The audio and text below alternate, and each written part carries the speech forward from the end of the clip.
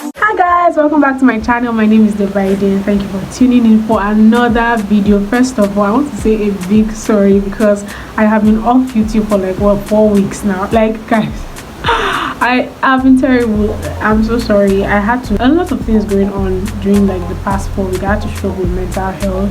I had a lot of baking to do, like I baked a lot. There's a lot of personal things that are happening as well, which I'll probably talk about later. But for now, I'm just glad it's over. And I'm happy to be back. I'm happy to be editing. I'm happy to like be YouTubing again. And I missed you guys.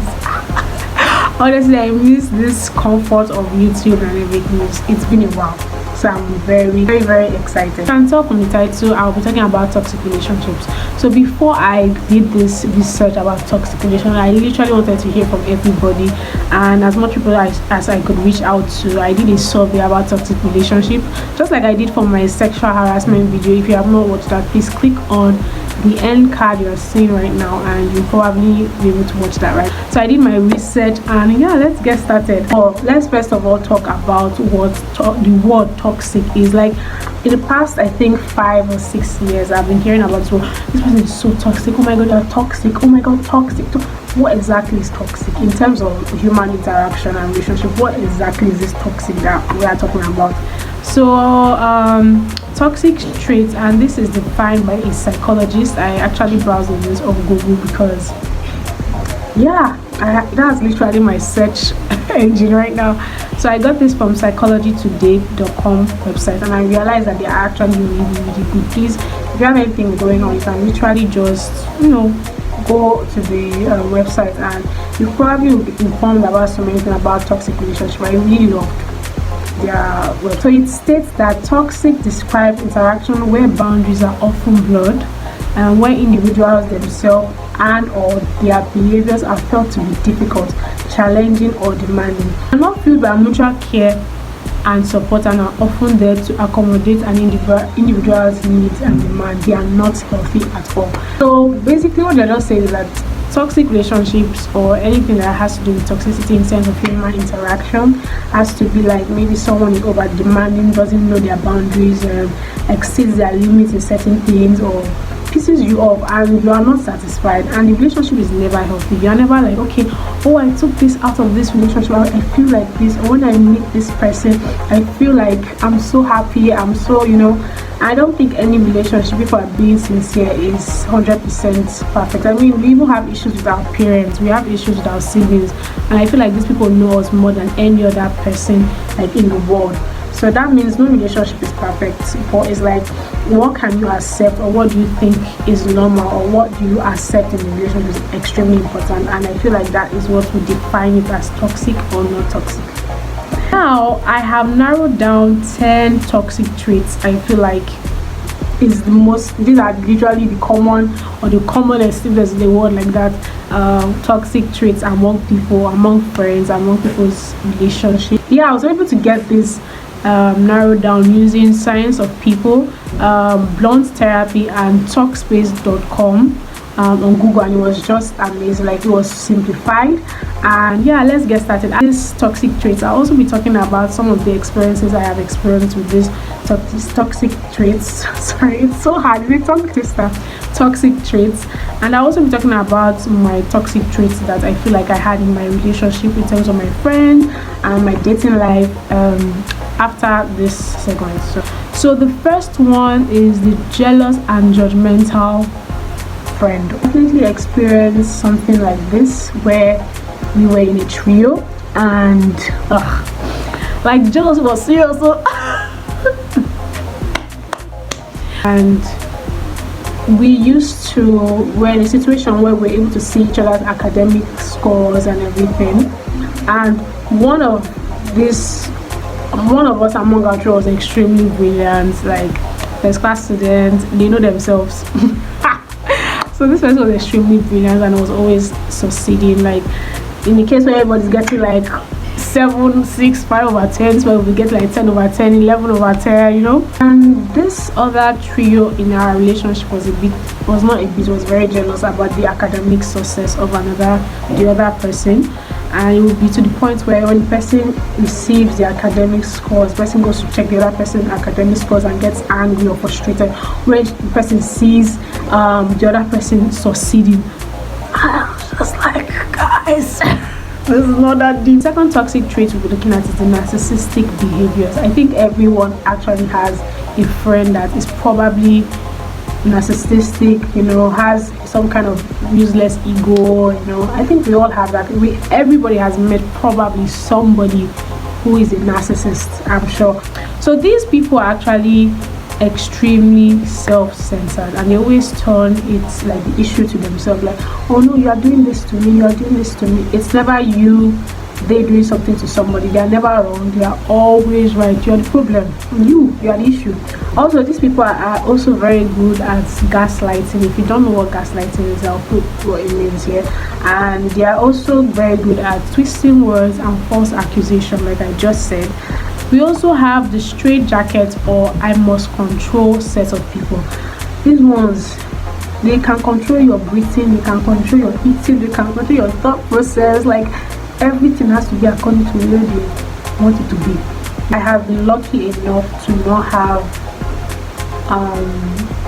friends that are like this. Once you are controlling, I literally remove myself from the situation. Now these people, they may not be emotionally manipulative, but once they feel like they can't control the situation, they walk out of it, but they don't want to even be involved in it. They may not be manipulative like narcissists will be, but they are also very, very controlling.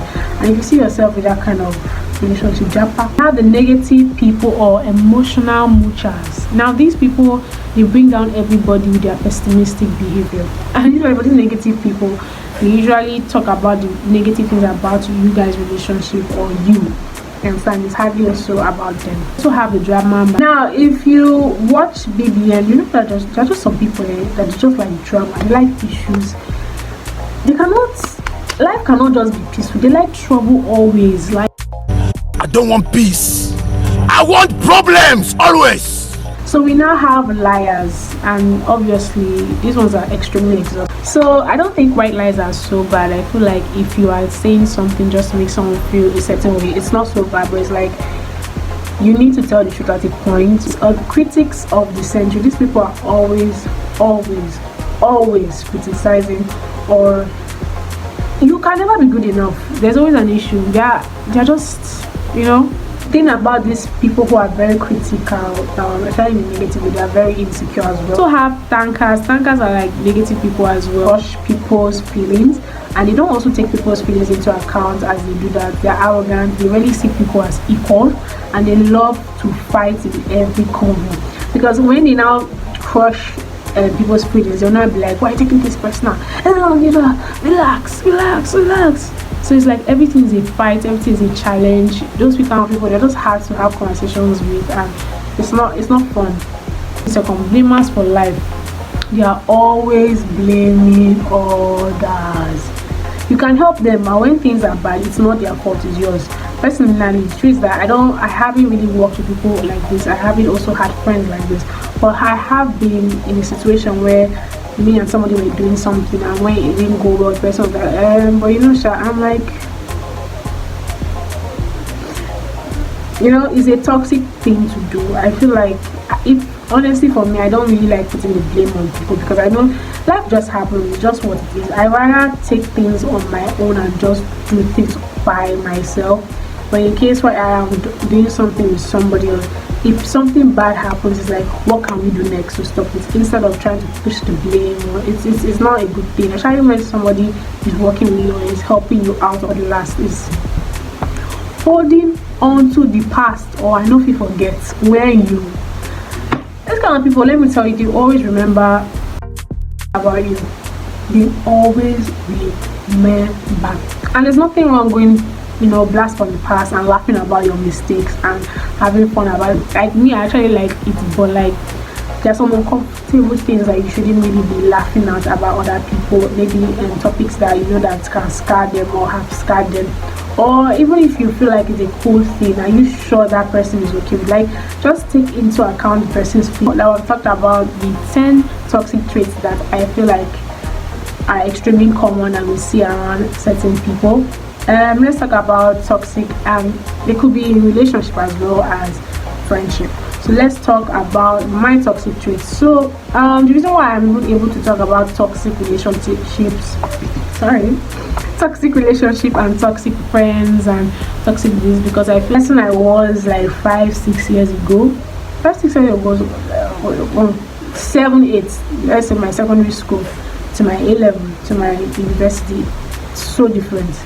Even the person I was in 2019, not the person I am in 2021, I feel like I've matured in so many, and this is not to like blow myself up or whatever, but I literally had to do self-awareness. I literally had to go, okay, where did you mess up in this? How can you do better? How can you do better? How can you do better? You understand? How can you do this? How can you do? And I'm still lacking in so many ways. I can't even, like, I'm lacking in so many ways, but I feel like I've gotten a bit better, I have to say. And if I look back at who I was in my secondary school, my university, in my A-level, I'm like, child. I'm like, child. I get really ashamed of them. So let's get into my toxic traits. First of all, I still have anger issues when I was younger, for reasons I cannot explain. I was very hot-headed, you know. I was very hot-headed, you know. I felt the need to be blunt and mean during my high school to prevent bullying. I think most people in high school, for me, I was bullied in JSS1, and I felt like I had to be a bully to, you know, once you be a bully, you protect yourself from doing certain things you be doing. And funny enough, I'm not going to like walk. People were actually, instead of being mean to me, they kind of gave me a certain, I won't say respect, but at least they left me and left me in my lane, you understand? And that was a very stupid thing to do. I wish I didn't do that. I wish I just didn't participate in some certain things that I did. So inside people's business, trying to get people's like, oh, just think about this. I feel like I was also readily available for anyone and everyone. Like in terms of my time, I didn't have my yes or no. Like if you want to go out, I'll go out. Even if I didn't like going out, I didn't like going to parties. And this enthusiasm to go to great lengths for people who did not give a about me. Like I literally would, you know, go to great lengths, do this. Then I also had mood swings. I still have mood swings now. I'm a woman, period. It has to happen, you know. And confrontations, I'm not really good. I think one of my toxic traits right now is I'm not good at confronting somebody. You can really be doing something that pisses me off, and I'll just ignore it. If I tell you the thing once or twice or 3 times, like if you do something that's pissing me off, it has to be happening like over a long time. And if I tell you like once or twice and you refuse to hear word, I would just like tiger now. I would literally just move on and I will not talk about the conversation, the situation. I've done my self-awareness and I'm continuously doing my self-awareness journey, and it makes me realize, okay, this is who I am, this is not who I identify with anymore. And I'm just glad I have Jesus and God, because God really knows how to bring you back to who you are, you know, not who you think you are. Let's see how that works. So some of the toxic relationship, I did a toxic relationship survey, and these are some of the things people told me about their relationship and how toxic it was. The first one was like, he was a type that was so apologizing, work of only a woman. Whenever he does something very wrong, he turns it around so you can feel you like you were the wrong one, then you apologize. His confusion was second to none, and at a point almost became contagious. They break up to make things, I think teachers were like, the breakup to make things worse. I think that was the first one saying, becoming very irritating, as I kept on telling myself, this isn't what you want, but saw myself falling back. At a point, strength came to me to move on. I'm so happy for this person. Like, the guy is obviously Mumu. The apologizing is not the work of anybody. Like, if you are wrong, just apologize. I used to have that toxic trait too. Like, I'll be like, I'm not gonna apologize to anybody. Please apologize. It doesn't take anything away from you. Apologize. You're not bigger than anybody. Nobody's bigger than you, honestly. Also, someone said I was in a situation with I was in a relationship with a guy for 2 years. He was irresponsible for me, to be honest. I actually thought we have been in our life I actually thought we would be in a life where, I don't know what special life, but like we're moving forward. First, he told me he wasn't making good money to take care of me. Then he got a good job. And the next excuse, I wanted to marry the next person he would date. He wanted to be sure not having exes on his rap sheets. After a while, I got depressed because I was in love with a madman. Then stopped eating and getting it. Wow, can never be me. Man, I think I'm the opposite. If I get depressed, I eat. This person, if person gets depressed, person stops eating, which is this person is the guy that she dated is mad. Anyway, I would cry myself to sleep or to my friends, and I knew he didn't want to be with me. I couldn't understand how he knew and would still sleep with me and take me places like we're together. Guys are so not all guys, but some people are just really disgusting. You know you're not ready for a relationship, or you tag somebody alone. You're a very disgusting person. I don't like people who do that. It's really bad. It's messed with my self-esteem. I had so many talks with my friends, and he even cried about how he was sorry. He was hurting me multiple times. I feel like anybody can cry for you. Anybody can cry and say you're sorry. Anybody can cry and be like, oh, I'm hurting you. I didn't. No, like people act and cry every time. It's not a big deal. He obviously was not sorry. This was supposed to be my friend. I felt betrayed. I started to act out, doing jealous and petty things as you should. You know, it happens, you know. But we stopped talking. A few months down the line, decided this another girl. He broke me, and I'm better now. I feel like it shouldn't break you. You shouldn't feel happy like he has gone to another girl. That guy is a narcissist, I feel, and I feel like he's a very disgusting person. I'm glad you are better, and I'm glad that you are feeling yourself, because that guy is not. I'm sure this person is like a really cool person, sexy and whatever. You're always people that are sexy and fine. You are always going for mumu. Why? Oh, take it easy. Okay, it was an eventful experience. He was so manipulative and calculated. He made me feel good and still insult and body shame me. Hey! He fed on my insecurities. He was so manipulative that I created reasons for the way I was treated emotionally. Wow! This person, hey, he would fight with me on purpose, so I massage his ego and beg. After body shaming, you beg. We go on for a month, and he even blocks my number. I was foolish then, so I would be using all mediums to talk to him. What hurt the most was he was body shaming. Yes, I lost myself trying to make him feel good about me, or at least show some form of affection. The worst part was we weren't officially dating. Damn. For me, I definitely experienced body shaming from somebody that I kind of liked. I remember, but this one was, I was just young. I don't blame anybody, but I experienced body shaming from somebody I like not even like dated at the time. It was really foolish, and I kind of understand what this person is probably going through, because let me tell you, body shame is not easy from someone you like as well. You begin to question your ego, yourself, you know. And let me tell you, I've realized that people that body shame, they are not all that as well. they are not all that as well. Like, these people are actually just insecure, and they don't know how to release their insecurity, but they put it on somebody else. I've been in a relationship where I've been body shamed. I've also been in a friendship where I have been body shamed constantly by one person, and I understand. I don't know why my tongue is backing.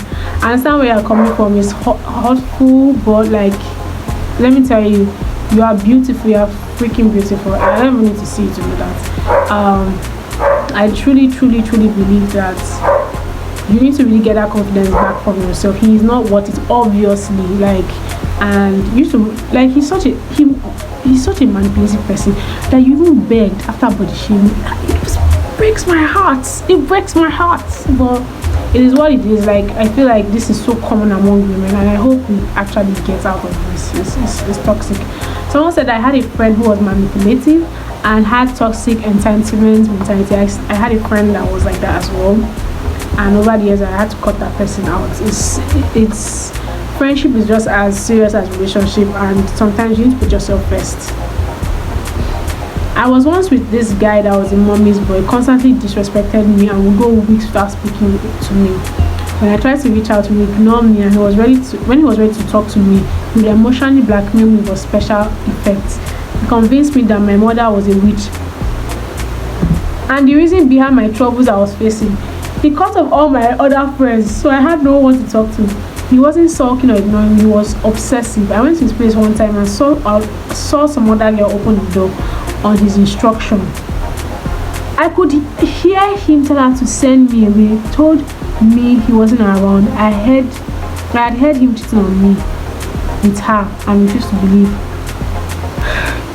That night was my wake-up call because the scales fell from my eyes and I gathered my courage to cut ties with him. Fear Yoruba fine boys. I love this person. First of all, I don't know who you are, but I love you. Extremely funny. But Jesus Christ, do you know, this is sounding like some R. Kelly. Like she said, I went to his place one time and saw some girl open his door and on his instruction, like he would say, hey, tell her I'm not around. God forbid. Everybody say God forbid. No, this is toxic as it gets. This is just toxic. I'm glad you're out. Whoever is going through this, I feel like please. This is toxic. Sorry. Jesus. I don't have any advice for this one. Thank God that you're out. I pray for the girl that is currently in. I pray that she gets out of it because emotional abuse was my first boyfriend and he had that hold in me. Literally did things I wouldn't do anymore. They caught this guy cheating. He made me accept it. Don't go into detail, but that was it. Jesus Christ. I hope you are alright. This person is a disgusting person. I don't know if a guy has really cheated on me, but I can't even imagine the feeling. They probably have. I just don't know. But it's like I can't even imagine the feeling. They're having to now accept it like on his terms. Like, oh my God, maybe this is probably your fault. No, this guy is like a really disgusting person. Like an emotional abuse as well. I feel like God save us from all this kind of people. That's why you need to really be prayerful sometimes because people be toxic. People be toxic. So just to wrap up this video, below in my bio I will be writing down a list of links and numbers I feel like can help you in Nigeria if you are suffering from any form of physical, verbal and emotional abuse, just to help you. Like, please, if you feel like you are going through something, just reach out to these numbers. They'll be there. I will try and put as much as I can in different states, hopefully, if I can. Yeah, that's it for this video. I don't really have much to say. I just hope that everyone is in a space where they are loved, they feel protected, they feel safe. And I want to just really go back to what I said about my toxic traits. If you are toxic or if you feel like you are not being yourself, I think first of all, if you are going through something, you should please pray and really look at self-awareness and how you can identify issues and problems with yourself and places where you have messed up with your friends or in a relationship, and from there you can probably change as well. Consciously tell yourself, okay, this is wrong, this is wrong. Every day I'm learning. I'm not perfect. I can never every day I'm learning. Even sometimes I just think, why am I doing this right now, why am I doing this right now? And I feel constantly, the more we talk about things like this, the more we normalize vulnerability, normalize change. And yeah, I just pray for the best for everybody watching this channel right now. And yeah, make sure you like, subscribe, hit the notification button for more content. The next one I'll be talking about is toxic fates. So please, I'll be doing a survey as usual. Make sure you check my Instagram, my Twitter. I usually post there. I'm very enthusiastic when it comes to these surveys because I like when you guys respond. Like, you guys used to actually respond, and it makes me so happy. So I'm really thankful for this platform and everything that you guys have done so far. Thank you. Hi guys, love you so much. Thank you so much for staying till the end. Bye.